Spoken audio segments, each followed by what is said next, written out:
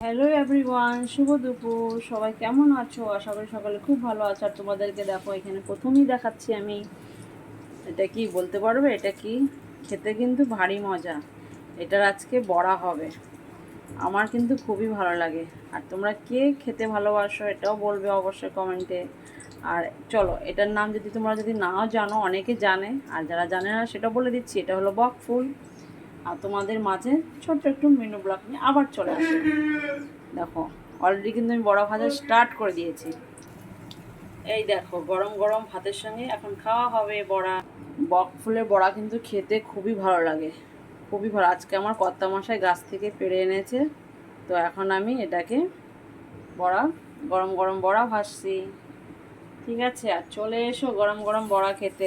দেখো, আর কি সুন্দর কালার বলো, পিঙ্ক পিঙ্ক, হোয়াইট হোয়াইট, বেশ ভালোই লাগে আমাকে, খুবই ভালো লাগে আমাকে। এই এই বক ফুলটা দেখতেও খুব ভালো লাগে, খেতেও যেমন দেখতে তেমন খেতেও কিন্তু সেই